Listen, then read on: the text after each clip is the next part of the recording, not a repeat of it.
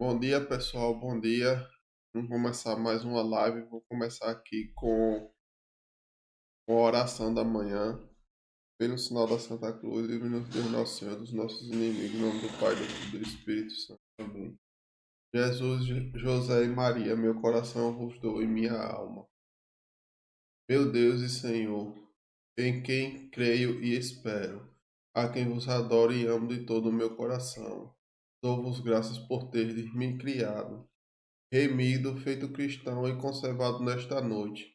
Ofereço-vos e consagro a vossa honra e glória todos os meus pensamentos, palavras, obras e trabalhos, com a intenção de lucrar todas as indulgências concedidas, que aplico em sufrágio das almas do purgatório, especialmente das que sejam mais do agrado de Maria Santíssima e minha mãe, de minha particular obrigação.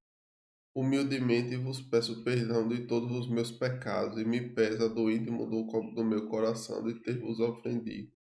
E pelos merecimentos de Jesus Cristo e de Maria Santíssima, suplico-vos, me deis graça para nunca mais vos ofender. Pai nosso que estás no céu, santificado seja o vosso nome. Venha a nós o vosso reino. Seja feita a vossa vontade, assim na terra como no céu. O pão nosso de cada dia nos dai hoje. Perdoai nossas ofensas, assim como nós perdoamos a quem nos tem ofendido. Não nos deixeis cair em tentação, livrai-nos do mal. Amém. Ave Maria, cheia de graça, o Senhor é convosco. Bendita sois vós entre as mulheres. Bendito é o fruto do vosso ventre, Jesus. Santa Maria, Mãe de Deus, rogai por nós pecadores, agora e na hora de nossa morte. Amém.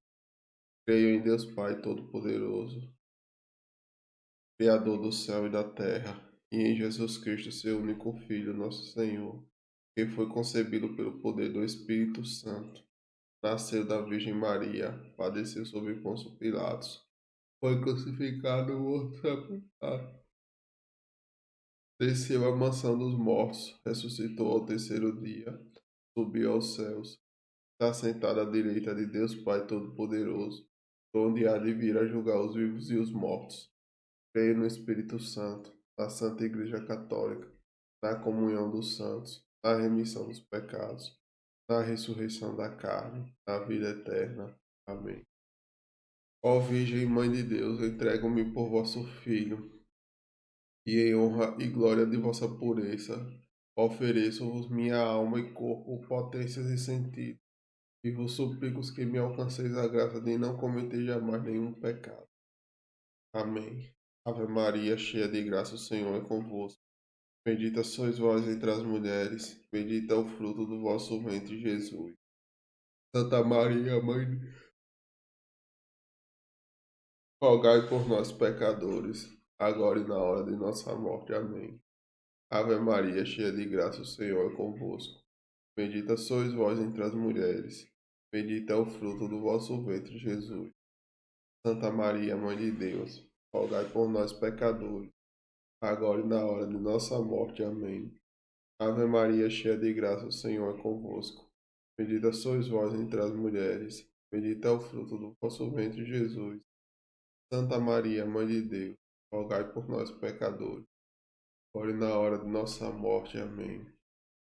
Anjo de Deus, que sois meu zeloso guardador, pela piedade divina, iluminai-me, guardai-me, guardai-me, regei-me e governai-me. Amém. Meu Deus, eu vos ofereço esta obra, dai-me vossa bênção, santa bênção. Dai-me paciência, meu Deus, e aceitai este trabalho que agora me aflige em satisfação de meus pecados. Bendito seja Deus, seja tudo por Deus. Oremos, infundi, Senhor, como vos suplicamos a vossa graça em nossas almas, para que nós, que pela anunciação do anjo viemos ao conhecimento da encarnação de Jesus Cristo, vosso Filho, por sua paixão e morte da cruz, sejamos conduzidos à glória da ressurreição. Pelo mesmo Jesus Cristo, nosso Senhor. Assim seja. Glória ao Pai, ao Filho e ao Espírito Santo, como era no princípio, agora e sempre. Amém. pelos séculos dos séculos. Amém. Bendito e louvado seja o Santíssimo Sacramento do altar e a puríssima e imaculada conceição da bem-aventurada Virgem Maria, Mãe e Senhora nossa, concebida sem mácula de pecado original, desde o primeiro instante de seu ser natural. Amém. Em nome do Pai, do Filho e do Espírito Santo. Amém. Então, vou começar aqui a 1 Coríntios, né? Deixa eu só tomar um gole de café.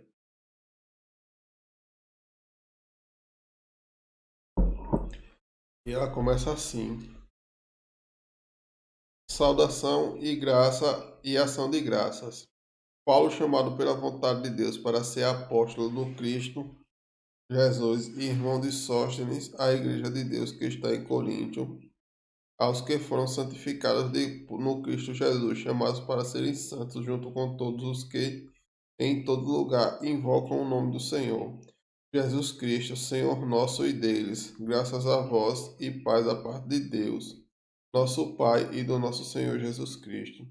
Agradeço continuamente a meu Deus por vossa causa, pela graça divina que vos foi dada em Cristo Jesus, porque nele fostes enriquecidos de todos os dons, os da palavra e os da ciência. De fato, o testemunho de Cristo foi confirmado em vós, a tal ponto que nenhum do dom vos falta, enquanto esperais a manifestação de nosso Senhor Jesus Cristo. É ele que vos confirmará até o fim, de modo que estejais livres de culpa no dia do nosso Senhor. Jesus Cristo, fiel é Deus, por quem foste chamados à comunhão de seu Filho, Jesus Cristo, Senhor nosso. Aqui começa as divisões na comunidade, né? Em nome de nosso Senhor Jesus Cristo, eu vos exorto a ser de todos unânimes no falar, para que não haja divisão entre vós, mas que vivais unidos no mesmo espírito e no mesmo pensamento. Pois fui informado a vosso respeito, meus irmãos, por pessoas da família de Cloé, que está havendo discórdia entre vós. Refiro-me ao fato de que cada um de vós diz: eu sou de Paulo, eu sou de Apolo, eu sou de Cefas, eu sou de Cristo. Então Cristo está dividido. Aqui ele está falando sobre primeiramente a gente todos nós, quando nós andamos na graça de Deus, todos nós se acostumamos a ter o mesmo tipo de comportamento. Qual comportamento? Nós não roubamos, não matamos, não mentimos, nós não levantamos falso testemunho contra o próximo, nós não cobiçamos as coisas alheias, etc. Nós vamos nos acostumando todo mundo a ter o mesmo costume, a ter o mesmo costume, e todo mundo a pensar mais ou menos da segunda forma, mesmo que sua vida seja diferente de um do outro. Então, no fim, todo mundo vai ter o mesmo espírito, né? E é isso que ele está exortando aqui, que toda a comunidade viva da mesma forma, sob o mesmo espírito, né? E as divisões aqui, ele fala aqui, um fala assim, que eu sou de Paulo, né? Eu sou de Paulo, eu sou de Apolo, eu sou de... Eles querem dizer assim, que eu fui ensinado por fulano e por isso eu devo ter uma superioridade, talvez, algo do tipo, né? Com relação aos outros discípulos. Só que não é assim. O batismo é um batismo para todo mundo, né? É um batismo para todo mundo. Então não existe essa situação que coloca uma pessoa acima da outra. Todos nós, nesse sentido, todos nós, mesmo sendo diferentes, nós somos iguais. Somos todo mundo os filhos de Deus, né? É claro que essa igualdade aqui não puxa aquela igualdade que o pessoal quer colocar, né? Quer igualar tudo. Essa igualdade de igualar tudo não existe. Não existe, né? O que existe nós temos uma unanimidade de pensamento e de espírito, né? e cada um em sua consistência, cada um em sua situação, né? Cada um em sua situação. Por exemplo, né? Pode ter aquele que seja chamado a mostrar piedade de um pai idoso que está doente, né? Então você vai lá com toda a paciência, você cuida dele, você está de graça, você ora por ele, você pede a Deus por ele, você pede, sei lá, se você achar que deve você pede a cura para ele, né? Você leva a unção dos enfermos para ele, você, sei lá, lê uma parte da escritura para ele, você conversa com ele, né? Dá o seu amor para ele. Então, essa pessoa que está com o pai ou a mãe ou alguém próximo a ser doente, geralmente é chamado nesse sentido. Mas tem outro que pode tá sendo chamado, pode estar sendo perseguido, né? Pode estar no trabalho, pode estar o patrão apertando ele, né? Querendo, não, por exemplo, sei lá, ou a situação não deixa ele descansar, não deixa ele descansar, faz com que ele fique, difama ele de alguma forma, ou aperta a escala dele, para ele ter que trabalhar mais, ou trabalhar no limite realmente. Então, assim, existem diversas situações, mas o espírito tem que ser o mesmo, né? Aqui, o que foi que Jesus Cristo que devemos ser, devemos fazer? É agir com caridade, né? Fé, esperança e caridade, as três virtudes teologais, né? Então, é o agir com o amor, né? E esse é o espírito que a gente é chamado a falar, né? Deixa eu colocar aqui um negócio aqui rapidinho. Pronto. Aí um diz, eu sou de Cristo, outro diz, então Cristo está dividido. É Paulo que foi crucificado por vós, ou fostes batizados em nome de Paulo. Graças a Deus não batizei nenhum de vós, a não ser Crispo e Gaio. E assim ninguém pode dizer que fostes batizados em meu nome. Batizei também, é verdade, a família de Estéfanas. Mas dos outros não sei se batizei mais alguém, pois o Cristo não me enviou para batizar, mas para evangelizar, porém sem usar de palavras eruditas, para que não se torne inútil a cruz de Cristo, a sabedoria humana e a loucura da cruz. Com efeito, a linguagem da cruz é loucura para os que perdem, para os que se perdem, mas para os que se salvam, isto é, para nós, é poder de Deus. Pois está escrito: destruirei a sabedoria dos sábios, aniquilarei a inteligência dos inteligentes. Onde está o sábio? Onde está o homem culto? Onde está o pesquisador deste mundo? Porventura Deus não transformou em loucura a sabedoria deste mundo? Com efeito, já que nos sábios desígnios de Deus o mundo não conheceu a Deus por meio da sabedoria, é pela loucura da pregação que aprove a Deus salvar os que creem. É, por que, que Deus confunde os sábios e inteligentes? Por quê? Por quê? Você vai ter um conhecimento mais aprofundado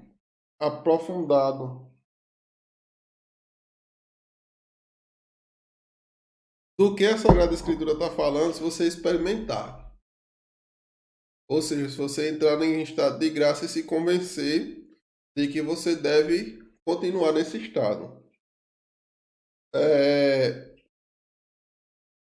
quando você experimenta, isso aqui passa a fazer um maior sentido para você.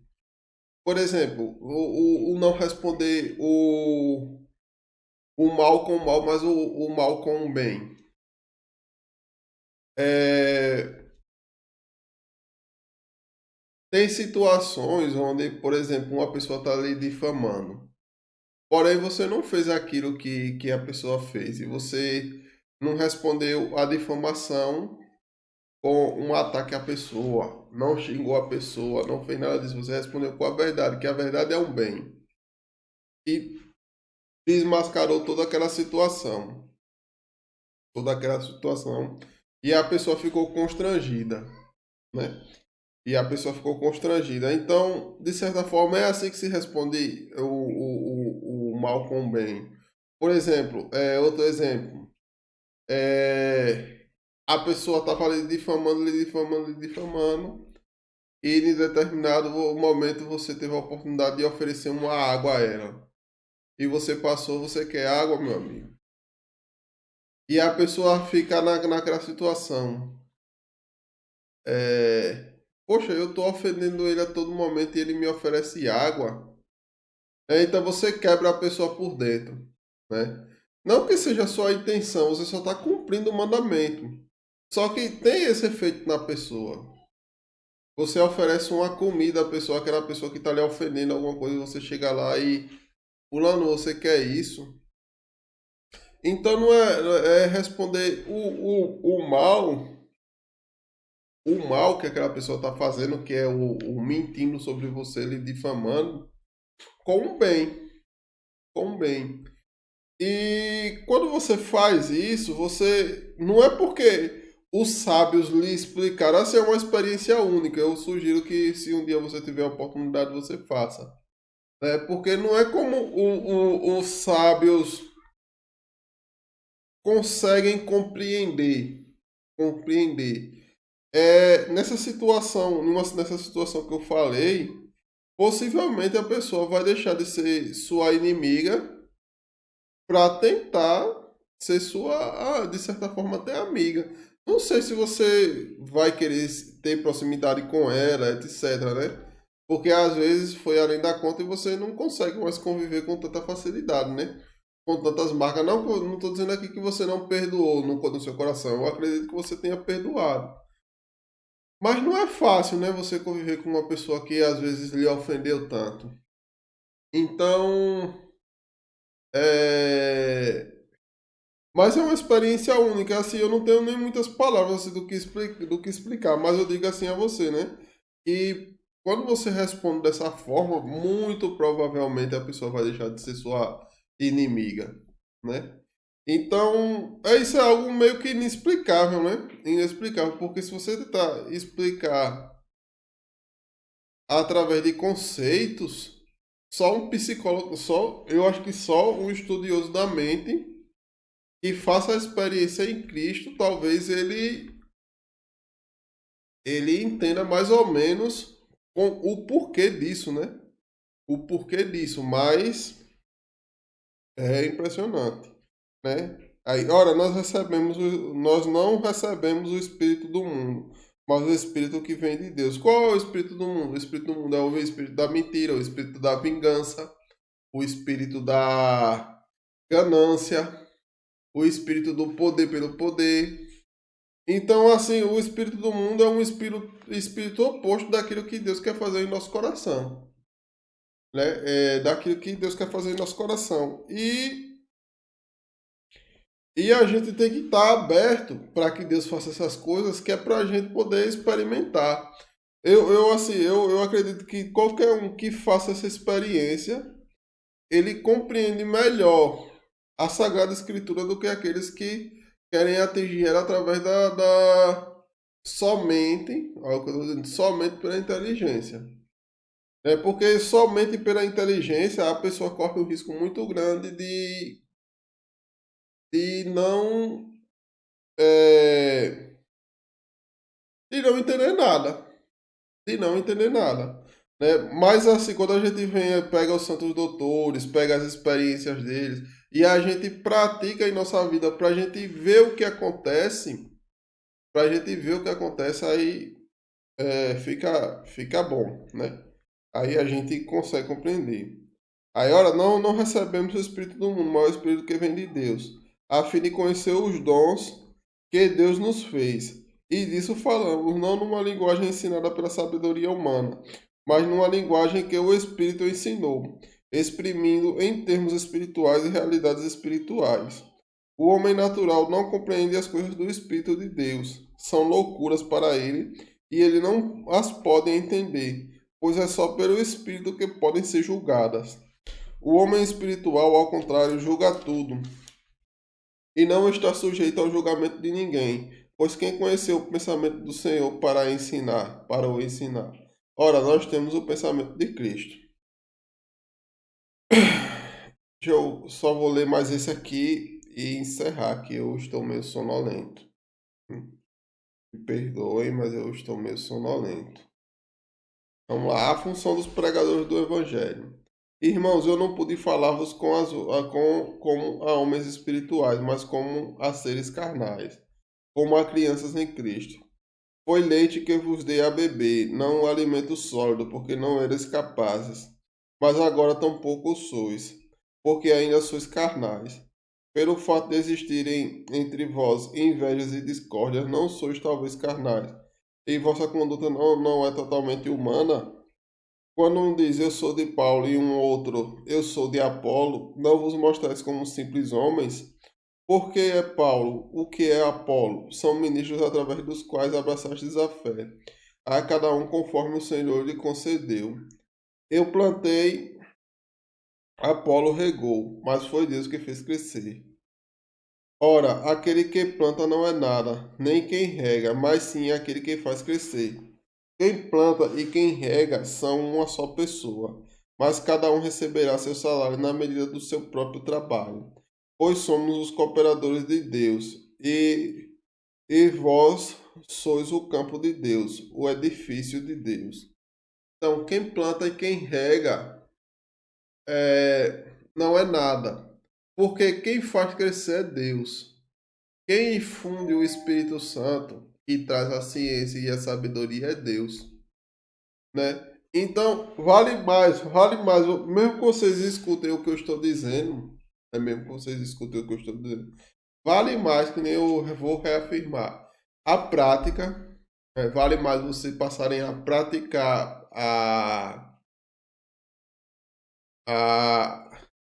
a graça, né? Você praticar, viver em graça, do que simplesmente escutar. Você escutar, às vezes você lê um parágrafo aqui e você fica o que os antigos monges chamavam de ruminando, né?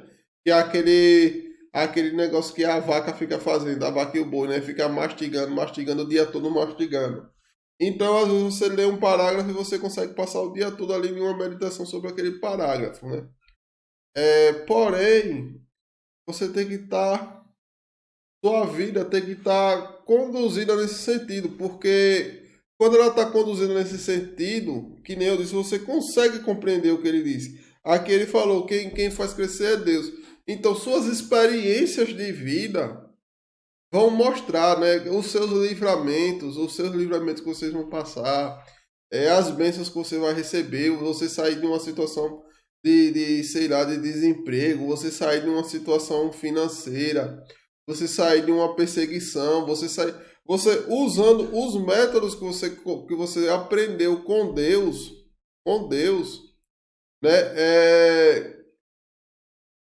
faz com que você tenha, que você entenda isso aqui, que apesar que eu estou falando que é importante que as pessoas preguem, né, é importante que os alguém, porque se ninguém anuncia, como é que as pessoas vão se converter, né? Mas o trabalho principal quem faz é Deus, né? O trabalho principal quem vai fazer é você comungar na igreja, é você não pecar mortalmente. Esse é que vai levar ao pleno entendimento do que eu estou falando aqui. É porque às vezes o que eu estou falando fica repetitivo e fica meio sem. É, não sei dizer assim, sem graça, né? Eu às vezes acho assim que estou dizendo, será que eu estou falando o bastante para as pessoas? Talvez eu esteja, né? Mas vocês têm que entender com sua vida, vocês têm que confiar, né? Vocês têm que confiar. Vocês têm que experimentar e transformar. Não é aquele negócio que hoje em dia muita gente, eles gostam de aprender segundo a teoria do professor. Então, se o,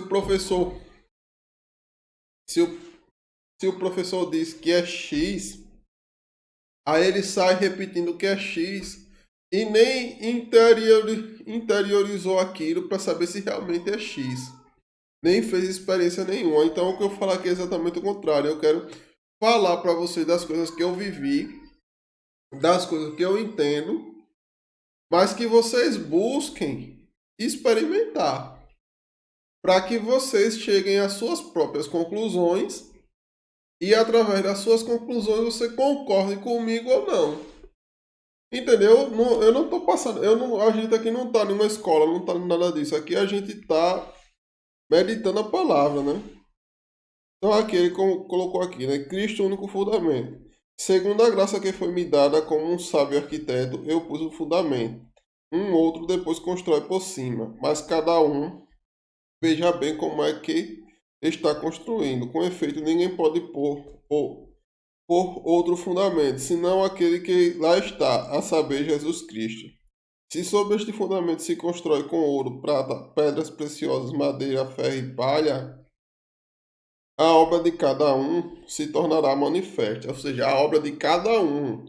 Não é a minha somente, não. Não é a minha, não é somente a do padre, não é somente a do bispo. É a de cada um. Cada um que é chamado em Deus, é por isso que eu insisto. Faça a experiência, né? Cada um que é chamado em Deus vai manifestar sua própria obra, né? O dia a dará a conhecer, pois ele deve revelar-se no fogo, e é este fogo que provará a qualidade da obra de cada um. Ou seja, aqui o fogo, podemos colocar aqui que seja o fogo das tribulações, né? O mundo vai se incomodar com sua conversão e vai começar a se agitar ao seu redor, né? Vai começar a agitar e aí você vai ser provado se você realmente crê em Deus ou não. Se você realmente crê, você vai ficar ali na firmeza, independente de quanto tempo passe, independente de quanto tempo dura aquela situação. Você vai ficar ali, se apega em Deus e fica. Foi que nem eu ouvi de um amigo ontem, né? E quando a gente passa por situações difíceis, a gente se apega em Deus, não larga a mão de Deus, não. A gente se apega em Deus e segue em frente. Então eu concordo com ele totalmente. É assim que se faz. Se a obra construída sobre o fundamento resistir, seu autor receberá uma recompensa. Se sua obra se queimar, ele sofrerá o dano, mas ele próprio será salvo, como que através do fogo. Se Deus é juiz, não sabeis que sois templo de Deus e que o Espírito de Deus habita em vós? Se alguém destruir o templo de Deus, Deus o destruirá, pois o templo de Deus é sagrado e este templo sois vós. Ninguém se iluda. Se algum de vós se julga sábio conforme este mundo, torne-se louco para ser sábio. Pois a sabedoria deste mundo é loucura diante de Deus.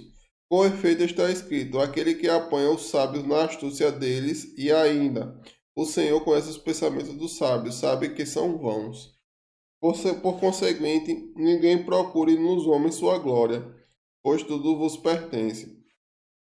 Paulo, Apolo, Cefas, o mundo, a vida, a morte, o presente e o futuro, tudo é vosso. Mas vós sois de Cristo, e Cristo é de Deus. Bom, pessoal, eu vou parar por aqui. Hoje minha meditação vai parar por aqui. Eu gostaria de agradecer a vocês aí pela participação. Então, eu li até o capítulo 3 de 1 Coríntios, né? Então, obrigado. Deus abençoe a vocês.